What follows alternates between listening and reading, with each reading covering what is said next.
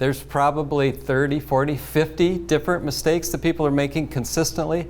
But I think you can kind of boil them down into 5 mistakes that we're going to go over today. One is procrastination, starting in the first place. That's one of the biggest ones. A lot of people fail to start. Another one is investing without a plan. Diversification, making sure you have some of each kind of asset class.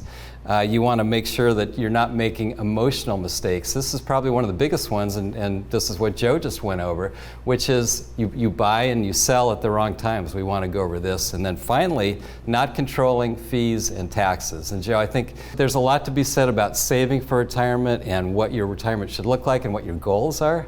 But a lot of people they keep making these mistakes over and over again. That's why I'm glad we're doing a show like this. Well, I mean, I think first off, the first real easy thing is just to get started, right? There's always reasons not to invest, right? COVID, let's stay away from the overall markets. People are stopped contributing to their 401k plans because of market volatility, and that's probably the best time to start saving, right? Yeah, and how often do we hear people say, well, I can always save tomorrow. Well, tomorrow, what do you say? I can save tomorrow. And tomorrow never comes. So let's just break this down. Hopefully this stops the procrastination train here. So let's say you're 30 years old. I know a lot of you are not up this early at 30, but if you are, congratulations. And you got 35 years to save, and let's say you can pop away $500 a month. Well, if you consistently save $500 a month, and that's not increasing with inflation, you're not adding any more to the overall savings. You start there, you have almost $1 million at the age of 65. Okay, let's say you procrastinate. You say, in my 30s, I want to spend, I want to do a lot of different things. I'm going to wait till I'm 40. Still save that $500, but now you don't have 35 years, you got 25 years, and guess what? You only have 400 grand. Half, right? Half. Age 50.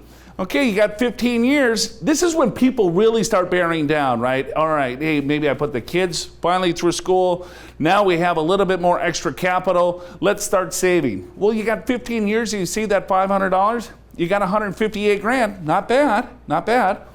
And you wait till you're 60, right? You see that 500, it's 36,000. So it's always good, right? Hindsight's always 20/20. That's why I hate doing these sometimes. It's like, well, Joe, or now, right? I'm 60. I haven't even started, right? I haven't even started. What the hell are you talking about when I'm 30? You got a time machine? The answer is probably no, right? But you want to be a millionaire, right? Regis Philbin, God bless his soul, he just passed. But if you want to be a millionaire at 30, okay, save $556 a month, you got $1 million at age 65. You wait till 40, you got to save $1,200. At age 50, $3,100 a month, and at age 60, you need to save like 14 grand. Right? So this is the time value of money, compounding. Of course, we're using some assumptions here. We're assuming a 7% rate of return over that time period. But I think, Al, if you look over, it's always great to start here. But I think sometimes when we get in these age groups, we still really don't know how much money that we should be saving. Well, I think that's true. And I think sometimes when people see something like this, they think, well, why even start? It's too late for me. I'll tell you what, a few years ago, I met somebody at age 60, roughly age 60, that had saved nothing, zero. They started saving a couple thousand a month. I know that's a lot, but it's a couple thousand a month for 7 years. They retired at 67. They had well over $200,000, which is a lot better than zero. Yeah, and you could start toggling things too.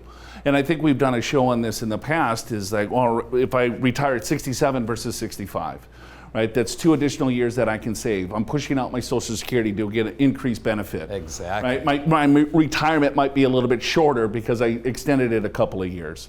So it's never too late to start. But here's another prime example of what we see, is that, all right, let's say we got 2 people that started at age 30. They're saving away. This one was consistent, continued to save each month.